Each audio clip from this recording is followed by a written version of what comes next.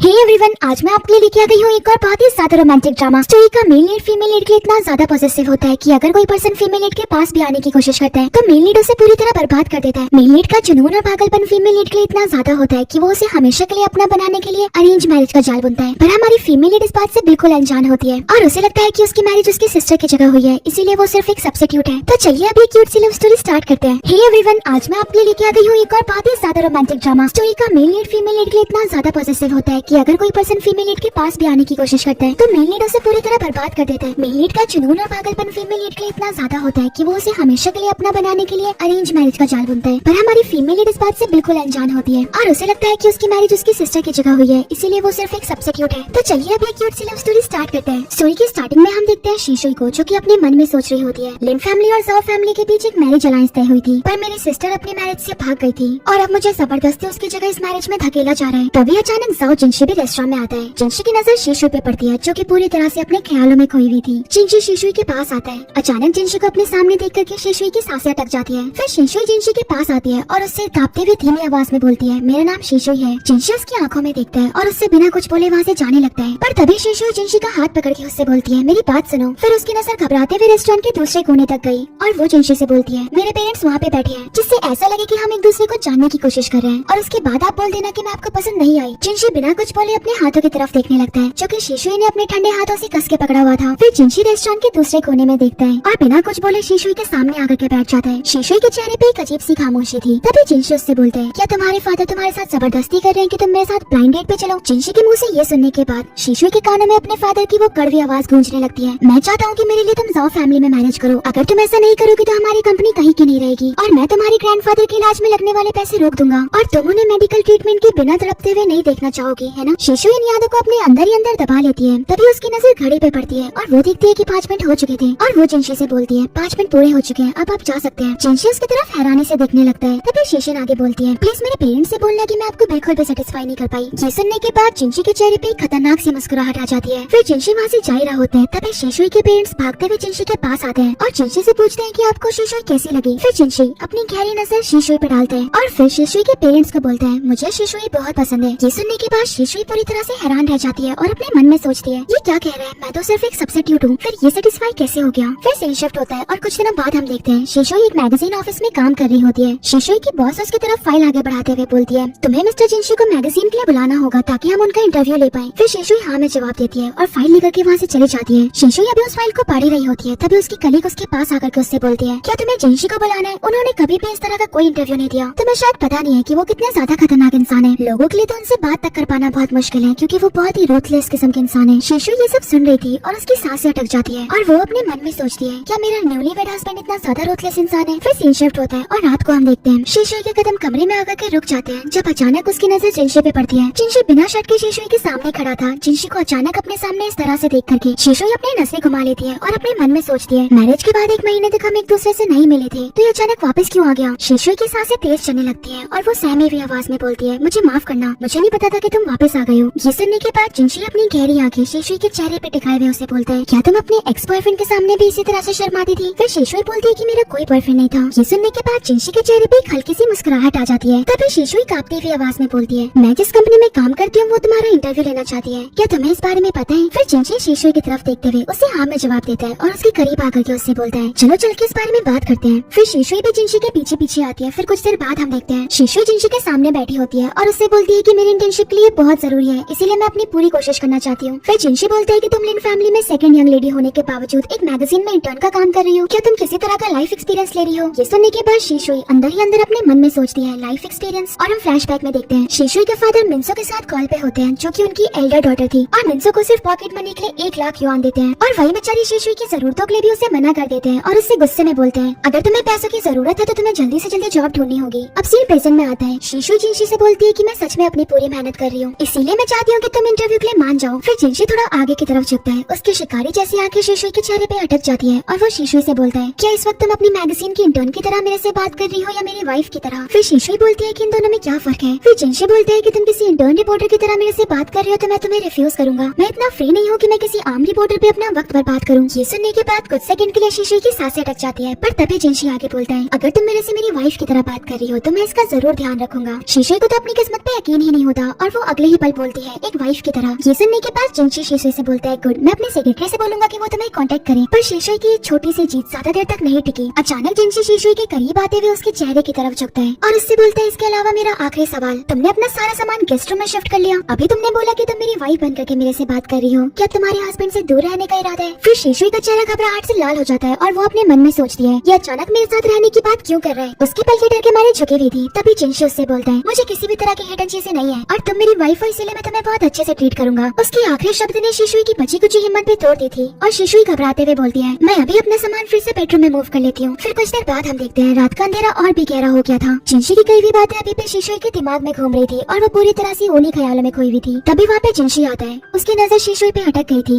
अचानक शीशुई की नजर भी जिनशी पे पड़ती है और उसे अपने सामने देख करके शीशुई घबराते हुए उठती है, जिससे कि उसे एहसास ही नहीं होता कि उसकी ड्रेस का स्ट्रैप कब गिर गया। इधर जिनशी की आंखें शीशुई के चेहरे पे अटकी हुई थी और वो उससे बोलता है तुम्हें इस तरह से मेरे से फॉर्मली बात करने की जरूरत नहीं है। मिस्टर जाओ के बजाय तुम मुझे मेरे नाम से बुला सकती हो। शीशुई को तो कुछ समझ ही नहीं आता। तभी जिनशी उसके करीब झुकते हुए और शीशुई के शोल्डर की तरफ देखते हुए उससे बोलते हैं वैसे मैं सिर्फ इतने में सेड्यूस नहीं होऊंगा। जिनशी को अपने इतने करीब देख करके शीशुई का दिल जोर जोर से धड़क रहा था और वो अपने मन में सोचती है कि मेरे इतने पास क्यों है। पर तभी जिनशी थोड़ा पीछे हटता है और वहाँ से चला जाता है। जिनशी के जाने के बाद शीशुई को एहसास होता है कि आखिर जिनशी किस बारे में बात कर रहा था और वो हड़बड़ाते हुए अपना स्ट्रैप ठीक करती है। फिर कुछ देर बाद हम देखते हैं शीशुई अपने बेडरूम में लेटी होती है। डर के मारे उसके दिल की धड़कनें काफी तेज थी। तभी जिनशी दूर खड़ा होकर के शीशुई की तरफ देखता है। उसका ध्यान शीशुई के हाथों पे जाता है। उसने डर के मारे बेड को कस के पकड़ा हुआ था। वो अपने मन में सोचता है मुझे ये बिल्कुल भी पसंद नहीं है कि तुम इस तरह मेरे से डरो। फिर जिनशी शीशुई के करीब आता है। जिनशी को अपने इतने करीब देख करके शीशुई डर के मारे अपनी मुट्ठी और जोर से कस लेती है और अपनी पलकें दबा लेती है। शीशुई को इस तरह से देखते हुए जिनशी के चेहरे पे एक अजीब सी मुस्कुराहट आ जाती है और वो धीमी आवाज में शीशुई से बोलता है मुझे तुम पसंद हो और तुम्हें इस तरह से घबराने की कोई जरूरत नहीं है। फिर जिनशी शीशुई से थोड़ा पीछे हटता है और उससे बोलता है कि मेरा कोई शौक नहीं है प्यार के लिए किसी को फोर्स करने का, इसीलिए तुम चैन से सो सकती हो। ये सुनने के बाद शीशुई दूसरी तरफ मुड़ती है। उसके चेहरे पे एक हल्की सी मुस्कुराहट आ जाती है। फिर जिनशी भी शीशुई की तरफ देखते हैं। उस पल उसकी आंखों से शीशुई के लिए उसका प्यार साफ नजर आ रहा था। फिर सीन शिफ्ट होता है और अगले सुबह हम देखते हैं शीशुई अपने ऑफिस में होती है। चोई शीशुई से बोलते है कि कल मैंने तुम्हें इंटरव्यू शेड्यूल करने के लिए बोला था, क्या वो पूरा हुआ? फिर शीशुई बोलती है मिस्टर जाओ के साथ इंटरव्यू अरेंज हो गया है। ये सुनने के बाद चोई का चेहरा एकदम सफेद पड़ जाता है। तुमने अपॉइंटमेंट बना लिया? चोई ने हैरानी और गुस्से से पूछा। चोई से ये बिल्कुल बर्दाश्त नहीं होता कि शीशुई ने सच में ये कर दिया था। वो गुस्से में शीशुई के हाथों से वो कागज लेते हुए उन्हें जमीन पे फेंक देती है और शीशुई को नीचा दिखाते हुए बोलती है मुझे इसका इलेक्ट्रॉनिक वर्जन दो। ये बोलने के बाद चोई वहाँ से चली जाती है। फिर सीन शिफ्ट होता है और शाम को हम देखते हैं शीशुई और जिनशी एक साथ डिनर कर रहे होते हैं। तभी शीशुई जिनशी से हिचकिचाते हुए बोलती है इंटरव्यू के लिए मान जाने के लिए तुम्हारा शुक्रिया, वरना जिस तरह से चोई मेरे साथ बर्ताव करती है मुझे तो लगा था कि मेरी जॉब भी चली जाएगी। उसने धीमी आवाज में सच्चाई बयान की। ये सुनने के बाद जिनशी की गहरी काली आंखें शीशुई के चेहरे पे टिक जाती है और वो उससे बोलता है क्या तुम्हें कोई परेशान कर रहा है? अगर ऐसा है तो प्लीज मुझे बताओ और अगर ऐसा कुछ है तो मैं तुम्हारी कंपनी बर्बाद भी कर सकता हूँ। फिर शीशुई जिनशी की तरफ हैरानी से देखने लगती है और अपने मन में सोचती है आखिर ये मेरे लिए इतना सब कुछ क्यों करना चाहता है। जिनशी शीशुई के चेहरे को घूर रहा था। फिर शीशुई के चेहरे पे हल्की सी मुस्कुराहट आ जाती है और वो बोलती है मुझे किसी तरह से परेशान नहीं किया जाता। फिर शीशुई बहाना बना करके वहाँ से चली जाती है। पर जिनशी की आंखों में शीशुई के लिए उसकी फिक्र साफ नजर आ रही थी और वो अपनी सेक्रेटरी को कॉल करके उससे बोलता है शीशुई के साथ जो भी हो रहा है मुझे वो सब जानना है। फिर कुछ देर बाद हम देखते हैं जिनशी डिनर के बाद अपने बेड पे आता है जहाँ पे शीशुई पहले से लेटी हुई थी। फिर जिनशी झुकते हुए शीशुई के करीब आता है। उसकी नजरें शीशुई के चेहरे पे अटक जाती है और शीशुई भी हैरानी से जिनशी के चेहरे को देखने लगती है। तभी जिनशी शीशुई के पास से लाइट ऑफ कर देता है और उससे दूर हटते हुए उससे बोलता है क्या तुम्हें अब मेरे से डर नहीं लगता? फिर शीशुई डर के मारे अपने हाथों को कसते हुए बोलती है भला मैं तुमसे क्यों डरूंगी? फिर जिनशी थोड़ा आगे झुकते हुए अचानक शीशुई के बेहद करीब आ जाता है। उसकी नजरें इंटेंस हो गई थी और वो शीशुई से बोलता है तुम बहुत ज्यादा क्यूट लगती हो जब तुम इस तरह से पेश आती हो। फिर शीशुई का चेहरा डर के मारे और ज्यादा लाल हो जाता है। शीशुई का दिल जोरों से धड़कने लगता है। तभी जिनशी उससे बोलता है मिसेस जाओ क्या इसी तरह हमेशा छुपती रहोगी? ये सुनने के बाद शीशुई को उस पल के बारे में याद आता है जब जिनशी उससे दूर खड़ा होकर के देख रहा था। जिनशी के चेहरे पे एक अलग सी मुस्कुराहट आ जाती है और वो शीशुई से दूर हटते हुए उससे बोलता है घबराओ मत, मैंने तुम्हें बोला था ना तुम बिना डरे आराम से सो सकती हो। फिर सीन शिफ्ट होता है और अगले दिन हम देखते हैं शीशुई अपने ऑफिस में होती है और उसका चेहरा सफेद पड़ा होता है। इसीलिए मिन्हू शीशुई को देख करके उसके पास आता है और उससे बोलता है कि तुम ठीक तो हो ना, तुम्हारी तबीयत कुछ ठीक नहीं लग रही। फिर शीशुई बोलती है कि शायद कल रात मुझे ठंड लग गई थी और उसी की वजह से थोड़ा फीवर लग रहा है। फिर मिन्हू अपनी फिक्र दिखाते हुए शीशुई से बोलता है तुम्हें आराम करना चाहिए, वैसे भी हम सब यहाँ पे हैं। फिर शीशुई बोलती है कि इस बारे में मैं इंटरव्यू के बाद सोचूंगी। तभी चोई वहाँ पे गुस्से में आती है और शीशुई को देख करके उससे बोलती है मुझे पहले ही पता था कि तुम झूठ बोल रही हो। फिर शीशुई कांपते हाथों से अपना फोन निकालती है और चोई को दिखाते हुए बोलती है मैंने 10 बजे मिस्टर जाओ के साथ अपॉइंटमेंट ली थी, अगर आपको यकीन ना हो तो आप देख सकती हो। पर चोई को मौका मिल गया था और वो पूरा ब्लेम शीशुई पर डालते हुए उसे गुस्से से बोलती है ये नामुमकिन है, तुम्हारे पास उनका पर्सनल कांटेक्ट कैसे हो सकता है? तुम तो सिर्फ एक इंटर्न हो, तुम अभी भी सिर्फ झूठ बोल रहे हो और तुम्हारी वजह से हमारा पूरा प्रोजेक्ट खराब हो जाएगा। ये बोलने के बाद चोई शीशुई को दूर धकेलती है। शीशुई के कदम लड़खड़ाने लगते हैं और वो गिरने वाली होती है। पर तभी वहाँ पे जिनशी आ जाता है और शीशुई को संभालते हुए उसकी कमर पकड़ के उसे अपने करीब करीब खींचता है। अचानक जिनशी को इस तरह अपने सामने देख करके शिशुई की सांसें अटक जाती है। तभी डायरेक्टर शिशुई को जिनशी से दूर करते हुए अपनी तरफ खींच लेती है, जिससे कि जिनशी डायरेक्टर की तरफ गुस्से से देखने लगता है। तभी शिशु जिनशी को इशारा करके शांत रहने के लिए बोलती है ताकि वो अपनी जॉब आराम से कर पाए। फिर जिनशी शिशुई की बात मान करके इंटरव्यू देने के लिए आगे बढ़ता है, पर उसका पूरा ध्यान अभी भी शिशुई पे था और वो इंटरव्यू के बीच में शिशुई को मैसेज करके उससे बोलता है तुम्हारी तबीयत कुछ ठीक नहीं लग रही। फिर शिशुई चुपके से उसके मैसेज का जवाब देते हुए उससे बोलती है मैं बिल्कुल ठीक हूँ। तभी जॉय जिनशी का ध्यान अपने ऊपर ना देख करके गुस्से से लाल हो जाती है और जानबूझ करके जिनशी से बोलती है मैंने ध्यान दिया कि आपने वेडिंग रिंग पहनी हुई है, क्या आप मैरिड हो?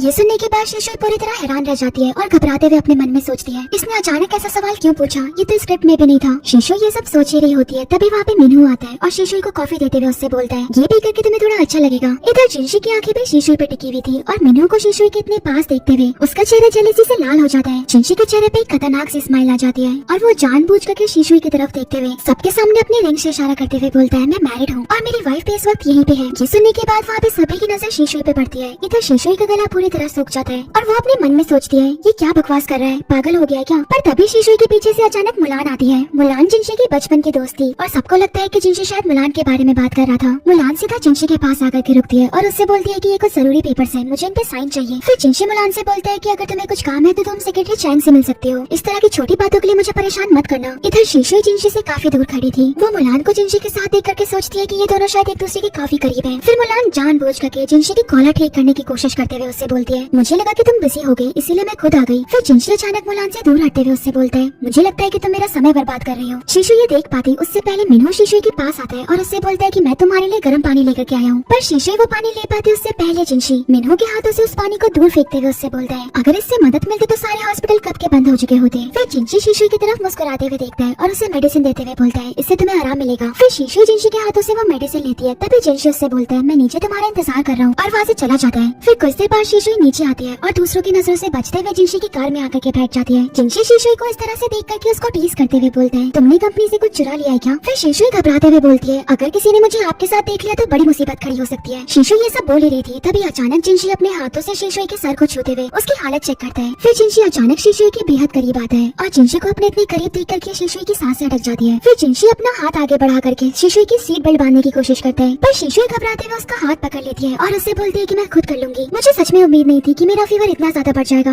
मैं उम्मीद करती हूँ कि मेरी वजह से आपको कोई परेशानी नहीं हुई होगी। ये सुनने के बाद जिनशी के चेहरे पे एक मुस्कुराहट आ जाती है और वो शिशु को टीज करते हुए बोलता है मिसेस साओ आप सच में बहुत काइंड हो। फिर शिशु अपने होठों को दबाते हुए बोलती है आखिर ये मेरे से चाहता क्या है। फिर कुछ देर बाद हम देखते हैं शिशु हॉस्पिटल में होती है। जिनशी मेडिसिन लेकर के शिशु के पास आता है और उसके सामने अपनी नीज पे बैठते हुए अपने हाथों से उसके हाथों को पकड़ के उसके हालत का अंदाजा ले रहा होता है। फीवर की वजह से शिशु का जिस्म कांप रहा था और शर्म की वजह से शिशु का चेहरा पूरी तरह लाल हो गया था। फिर जिनशी शिशु के करीब आता है और उसे अपना कोट उड़ाने के बाद उसकी बगल वाली सीट पे बैठ जाता है। फिर सीन शिफ्ट होता है और रात को हम देखते हैं शिशु बेड के ऊपर आराम कर रही होती है। तभी जिनशी वहाँ पे आता है और शिशु को इस तरह से सोते हुए देख करके उसके करीब बैठ जाता है। जिनशी की नजरें शिशु के सोते हुए चेहरे पे टिकी होती है। जिनशी को अपने सामने इस तरह से देख करके शिशु अपने मन में सोचती है अगर ये इसी तरह से पूरी रात मुझे देखता रहा तो मैं सो नहीं पाऊंगी। फिर शिशु जिनशी से बोलती है क्या तुमने मेरे ऊपर नजर रखी हुई है? ये सुनने के बाद जिनशी के चेहरे पे हंसी आ जाती है और वो शिशु से बोलता है किसी पे नजर रखना होता है उसे चुपके से देखना, पर मैं तुम्हारे सामने ओपनली बैठा हूँ। फिर जिनशी शिशु के करीब आता है और उसे अपने हाथों से मेडिसिन देते हुए उससे बोलता है तुम्हारी तबीयत अभी भी ठीक नहीं हुई है इसलिए तुम्हें रेस्ट करना चाहिए। मेडिसिन देने के बाद जिनशी शिशु को ब्लैंकेट उड़ाता है और अपनी जगह पे आकर के लेट जाता है। फिर कुछ देर बाद हम देखते हैं कि शिशु इतनी नींद में होती है कि उसे पता ही नहीं चलता कि कब वो जिनशी के इतने करीब आ जाती है और उसे अपने हाथों से हक कर लेती है। शिशु को अपने इतने करीब देख करके जिनशी के दिल की धड़कनें काफी तेज हो जाती है। वो मुस्कुराते हुए शिशु के चेहरे की तरफ देखता है और उसके ऊपर अपना हाथ रख करके शिशु को अपने करीब खींचते हुए हक करता है और अपने मन में सोचता है बस कल सुबह ये अपने आप को मेरे इतने करीब देख करके डरे ना। फिर जिनशी शिशु के बालों को सहलाते हुए उसे ब्लैंकेट से कवर कर देते हैं और सीन शिफ्ट होता है। फिर अगली सुबह हम देखते हैं जैसे ही शिशु की नींद खुलती है वो अपने आप को जिनशी के इतने करीब देख करके पूरी तरह से शॉक्ड हो जाती है। वो घबराते हुए जिनशी से दूर हटती है, पर तभी जिनशी उसका हाथ पकड़ते हुए क्या तुम मुझे किसी मेल मॉडल की तरह समझ रही हो जो सुबह होते ही मेरे से दूर भाग जाओगी? ये सुनने के बाद शिशु का चेहरा शर्म से लाल हो जाता है। मुझे माफ करना, नींद में मैं कब तुम्हारे इतने करीब आ गई मुझे पता ही नहीं चला। फिर शिशु घबराते हुए जिनशी से दूर हटती है और जिनशी दोबारा से शिशु के करीब आते हुए अपने हाथों को उसके सर पे रख करके उसका टेम्परेचर देखता है। उसका टेम्परेचर चेक करते हुए बोलता है तुम्हें अभी भी फीवर है इसीलिए तुम्हें आराम करना चाहिए।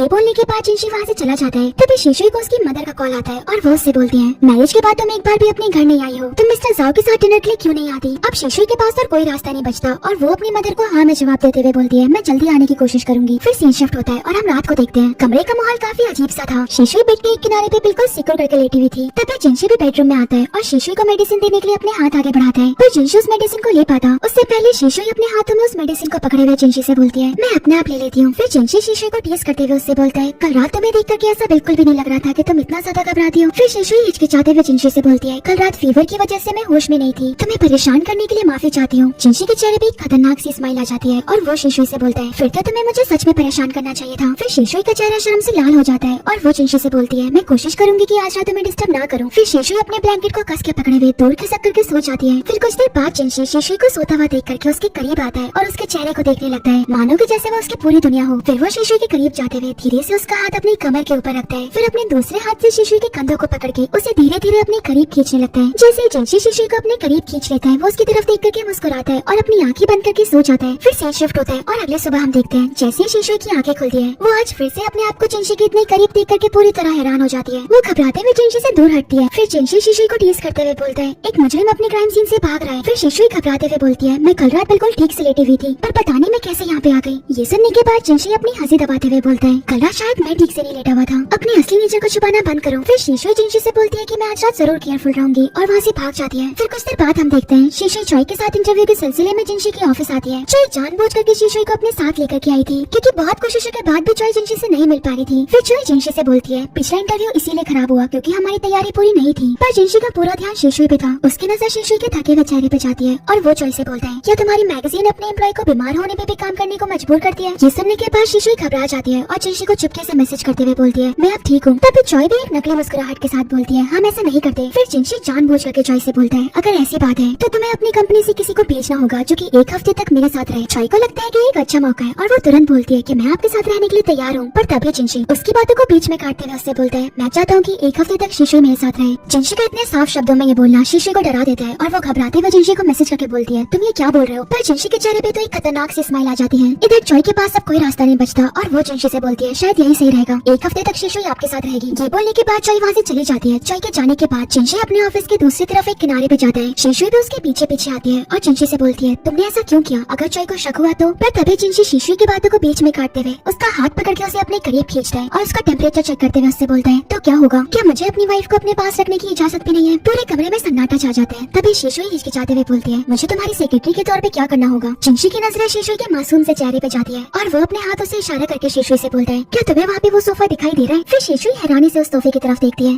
तभी जिनशी उससे बोलता है जाकर के उधर बैठ जाओ। फिर शीशु बोलती है उसके बाद क्या करना है और फिर रेस्ट करना। जिनशी ने उसकी परवाह करते हुए कहा। ये सुनने के बाद शीशु वहीं खड़ी होकर के जम जाती है और अपने मन में सोचती है क्या जिनशी ने मुझे आज जानबूझ करके चॉय से दूर रखा, बस इसीलिए था कि मैं यहाँ पे आराम कर सकूं। शीशु के चेहरे पे एक अलग सी चमक आ जाती है। तभी जिनशी शीशु से बोलता है अगर तुम यहाँ पे नहीं रुकना चाहती हो तो तुम घर भी जा सकती हो या फिर मेरे वापस साथ चलने का इंतजार कर सकती हो। फिर शीशु बोलती है कि मैं तुम्हारा इंतजार करूंगी और जिनशी के सामने वाले सोफे के ऊपर जाकर के बैठ जाती है। कुछ देर बाद हम देखते हैं कि शीशु थक चुकी थी इसीलिए उसे पता ही नहीं चलता कि कब उसकी आंख लग जाती है और वो उसी सोफे पे सो जाती है। इधर जिनशी दूर से शीशु को सोता हुआ देख रहा था। उसकी ऑब्सेसिव नजरें शीशु पे अटक जाती है। फिर वो धीरे धीरे शीशु के करीब आता है। फिर जिनशी शीशु के सामने अपनी नीज पे बैठ करके शीशु के चेहरे को मुस्कुराते हुए देख रहा होता है। जिनशी का कंट्रोल उसके काबू से बाहर हो जाता है और वो धीरे धीरे शीशु के करीब आता है। वो शीशु के इतने करीब था कि उसकी गर्म सांसें शीशु के चेहरे पे पड़ रही थी। तभी अचानक शीशु की आंखें खुलती है और जिनशी को अपने इतने करीब देख करके शीशु की दिल की धड़कनें काफी तेज हो जाती है। उस पल जिनशी की आंखों से शीशु के लिए उसका प्यार साफ नजर आ रहा था और वो शीशु से बोलते हैं मिसेस साओ अब मैं और कंट्रोल नहीं कर पाऊंगा, क्या मैं तुम्हें किस कर सकता हूँ। जिनशी की प्रेजेंस से शीशु की सांसें अटक गई थी। पर तभी जिनशी अचानक शीशु के और करीब आता है और उसे किस करने लगता है। फिर नेक्स्ट सीन में हम देखते हैं काफी रात हो गई थी। शीशु अभी तक जिनशी के साथ उसके बेड पे थी और जिनशी उसे किस कर रहा था। कुछ देर बाद शीशु जिनशी से बोलती है कि अब मैं थक चुकी हूँ। फिर जिनशी के चेहरे पे एक हल्की सी स्माइल आ जाती है और वो शीशु से बोलता है ठीक है अब हम और राउंड्स नहीं करेंगे, मैं शाल लेने जा रहा हूँ। ये बोलने के बाद जिनशी शाल लेने के लिए चला जाता है। पर जिनशी को अभी भी शीशु के साथ बिताए हुए अपने हर लम्हे याद आ रहे थे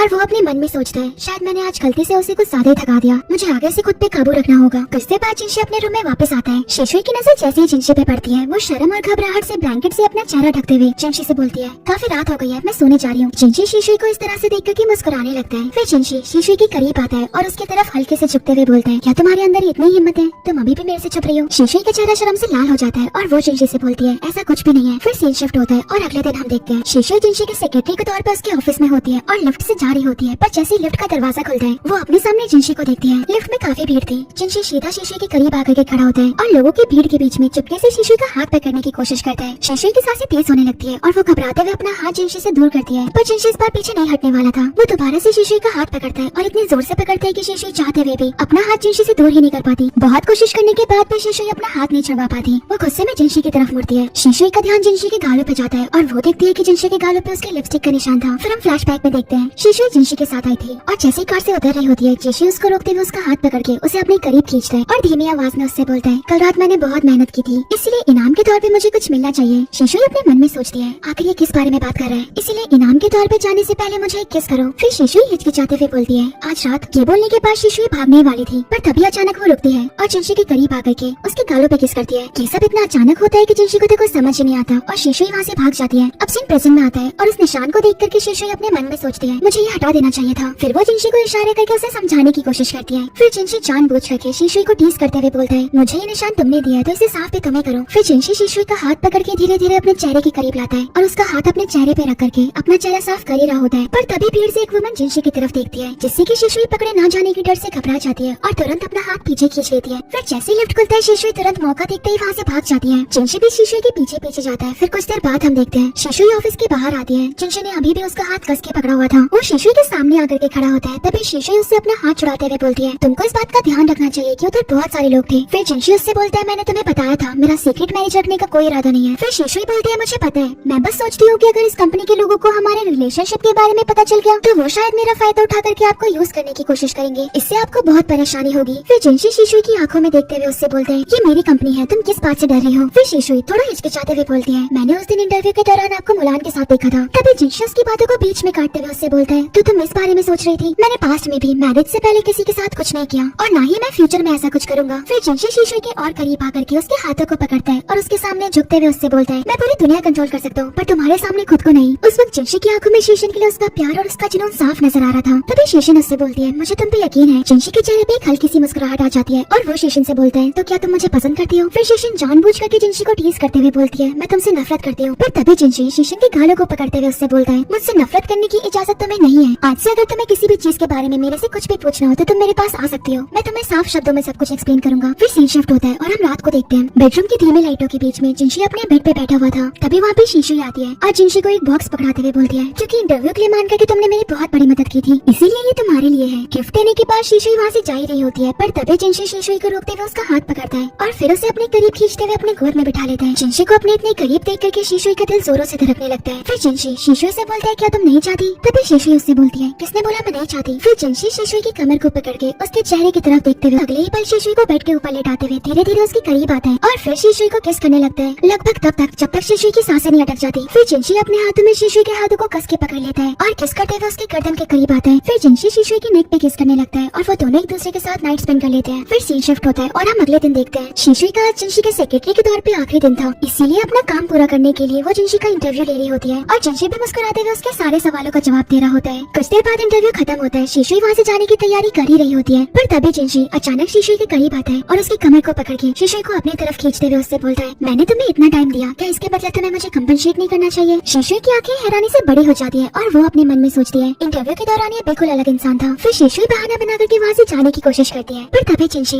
उसके चेहरे को पकड़ के अपने करीब करता है और उसे किस करने लगता है। शिशु की आंखें बंद हो जाती है और वो भी जिनशी को किस करती है। फिर सीन शिफ्ट होता है और हम शाम को देखते हैं। आसमान से काफी तेज बर्फ गिर रही थी, इसीलिए जिनशी शिशु के ऑफिस के बाहर खड़े उसका इंतजार कर रहा होता है। इधर शिशु जैसे ही अपने ऑफिस के दरवाजे से निकलती है अपने सामने जिनशी को देख करके पूरी तरह हैरान रह जाती है। जिनशी को वहाँ पे देख करके उसके साथ साथ आसपास के बाकी लोग भी शॉक्ड थे। शिशु अपने चेहरे को छुपाने की कोशिश करती है और अपने मन में सोचती है कि ये यहाँ पे क्या कर रहा है। पर तभी जिनशी शिशु के करीब आता है और उसको टीज करते हुए बोलता है, क्या ये बिल्डिंग A2 है, मैं यहाँ अपनी वाइफ को पिक करने आया हूँ। पर रास्ता भूल गया, उसने आसपास देखते हुए पूछा। फिर शिशु घबराते हुए अपने आसपास देखती है, वहाँ से सभी लोग जाने लगते हैं। फिर मौका मिलते ही शिशु जिनशी को वहाँ से दूर ले जाते हुए उससे बोलती है, तुम अचानक यहाँ पे क्या कर रहे हो। फिर जिनशी शिशु से बोलता है, क्या मेरी कोई गलती है कि मैं अपनी वाइफ को पिक करने के लिए आया हूँ। आगे जिनशी शिशु के करीब आकर के उसके कंधों को पकड़ते हुए उससे बोलता है, मैं तुम्हारा हस्बैंड हूँ, कोई लवर नहीं हूँ जिसे सोसाइटी से छुपाया जाए। फिर शिशु अपनी नजरें झुकाते हुए बोलती है, मैं जानती हूँ कि मैं एक सब्स्टिट्यूट हूँ और ये मैरिज कभी भी खत्म हो सकती है और अगर अचानक डाइवोर्स हो जाएगा तो बहुत मुश्किल आ सकती है। शिशु के मुँह से ये सुनने के बाद जिनशी शिशु के कंधों पे अपने हाथों को कस लेता है और वो शिशु से बोलता है, क्या कहा तुमने, मेरा डाइवोर्स का कोई इरादा नहीं है और ना तो फ्यूचर में कभी ऐसा होने वाला है। तुम्हें मैंने चूज किया ताकि मैं पूरी लाइफ तुम्हारे साथ रह पाऊँ। ये सुनने के बाद शिशु पूरी तरह शॉक्ड हो जाती है और सीन शिफ्ट होता है। फिर हम अगली सुबह देखते हैं शिशु जैसे ही अपने मैगजीन ऑफिस आती है एक कलीग भागते हुए उसके पास आती है और उसे एक फोटो दिखाते हुए जिसमें कि शिशु जिनशी के कार में होती है बोलती है कि ये फोटो किसी ने ग्रुप में भेजी थी। शिशु आगे कुछ बोल पाती उससे पहले जॉय उसका रास्ता रोकते हुए सबके सामने जानबूझ करके उसे नीचा दिखाते हुए बोलती है, मुझे पहले से ही पता था कि तुम किसी ओल्ड मैन के साथ हो, वरना इंटर्न होने के बाद भी तुम्हें इतने बड़े प्रोजेक्ट्स कैसे मिल सकते हैं। तुम्हारी वजह से कंपनी का नाम भी खराब होगा, इसीलिए बेहतर होगा कि तुम यहाँ से चली जाओ। फिर शीशुई बोलती है कि मैंने ऐसा कुछ भी नहीं किया जिससे कि कंपनी का नाम खराब हो। तभी शीशुई के दिमाग में जिनशी की कही हुई बात गूंजती है, मैंने तुम्हें चूज किया है और मैं हमेशा तुम्हारे साथ रहना चाहता हूँ। फिर शीशुई पूरी हिम्मत के साथ अपना मैरिज सर्टिफिकेट सबके सामने दिखाते हुए बोलती है, ये रहा एविडेंस कि मैंने कुछ गलत नहीं किया है और वो कार मिस्टर जाओ की थी। शीशुई का हस्बैंड और कोई नहीं बल्कि जिनशी था। ये जानने के बाद कुछ पलों के लिए वहाँ पे सभी लोगों के पैरों तले जमीन खिसक जाती है। पर तभी मीनू गुस्से में शीशुई का हाथ पकड़े हुए उससे बोलते हैं, अगर जिनशी तुम्हारा हस्बैंड है तो तुम्हें इस तरह के काम करने की क्या जरूरत है? तुम्हारी वजह से मेरे हाथों से बहुत प्रोजेक्ट गए हैं और अब तुम जानबूझ करके